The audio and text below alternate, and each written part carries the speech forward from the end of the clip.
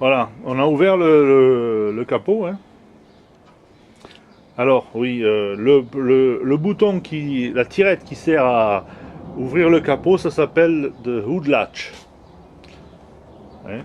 Le hood, c'est le capot et le latch, c'est la tirette. Alors, on va décrire la compartiment moteur. Alors, au-dessus, devant vous, vous avez le pare-brise, c'est le windshield. Vous avez les wipers, c'est comment ça s'appelle? Les essuie-glaces avec les bras. Alors les bras des essuie-glaces, c'est euh, pas bracket, c'est bref, il faudra chercher. Alors vous avez un compartiment ici que je vais ouvrir.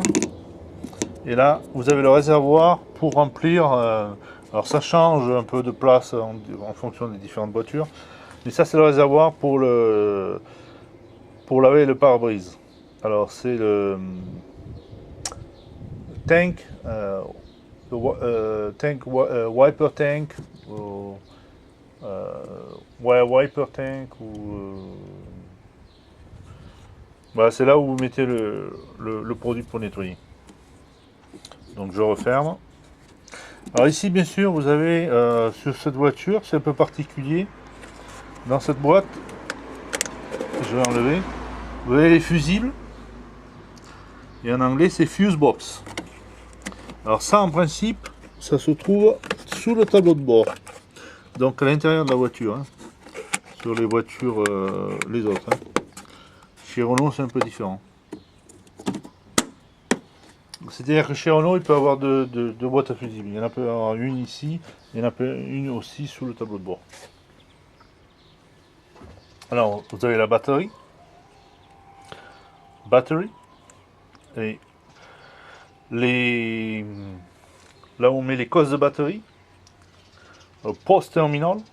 Post, P-O-S-T, terminal.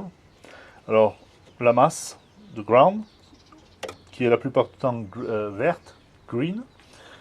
Et le positif qui est rouge, so red for positive ground, post. Alors c'est une voiture à essence, donc il y a un allumage électronique. Ça c'est le CDI unit, Electronic Ignition. Voilà.